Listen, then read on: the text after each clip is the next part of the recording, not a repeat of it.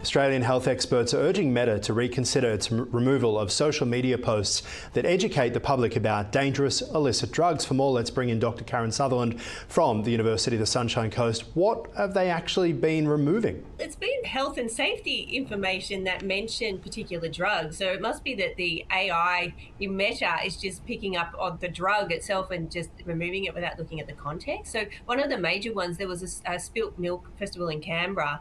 There was information going out on social media, on Instagram and Facebook, around a potentially lethal opioid, and it was removed. And so the post is supposed to be keeping people safe, but clearly the AI is just picking up on the drug, not the safety message. Yeah, very much. So the specific types of posts that are being removed by Meta regarding illicit drugs, do we know why?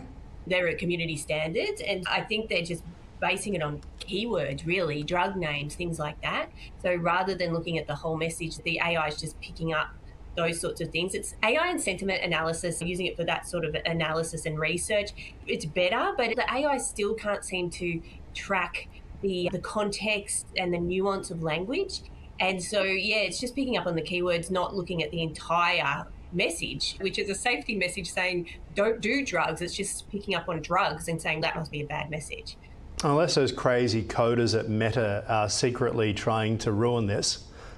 No, anything's possible. Their community standards are very interesting anyway. I've had interesting things blocked which had nothing to do with anything bad, but yeah, I don't know what it picks up on and how they've been set, but yeah, absolutely. And so there's organisations here in Australia that are just up in arms over it, just saying you're actually putting young people and the rest of the community at risk by not allowing these messages to go through.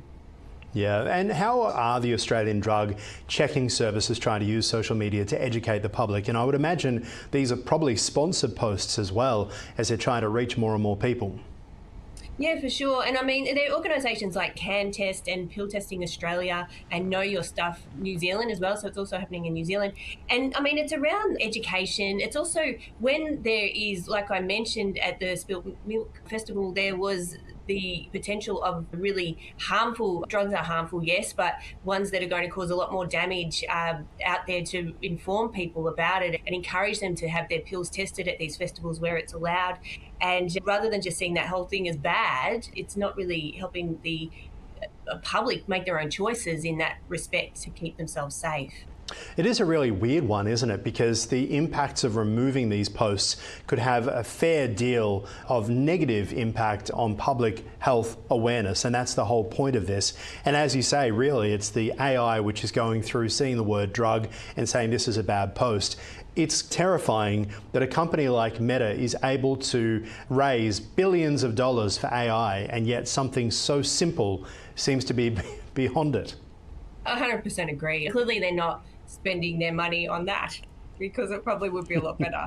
Yeah, it's fascinating, isn't it? Like, the more I use AI, the more frustrating I'm finding it. And I'm finding that it seems to sometimes be going backwards, or you're having a long conversation trying to achieve something and it's forgetting something that it tried earlier in the chat.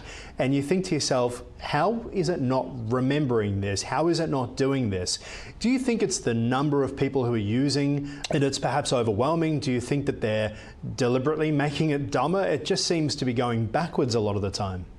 I find sometimes it's the length of your chat, because it can only use so many tokens to get to a point. It's getting better. Like, Claude's increased that significantly, but it just depends on the model and the platform that you're using.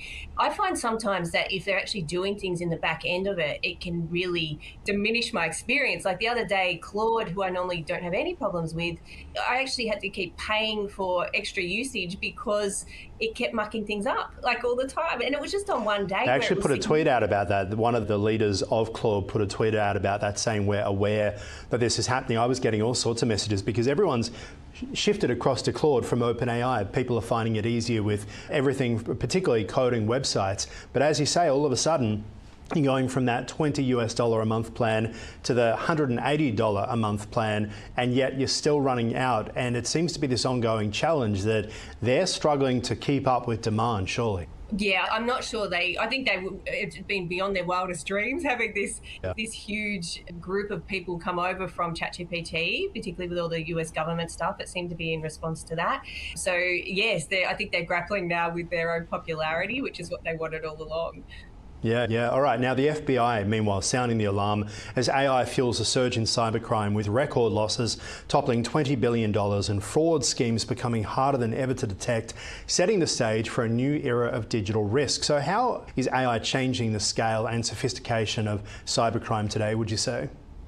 Look, the sort of methods they're using are very similar to before AI. They're using things like email and phone calls and things like that, but they're using AI to make them much more believable because they seem to be coming from someone that people know, particularly with the voice and the email. It sounds legitimate.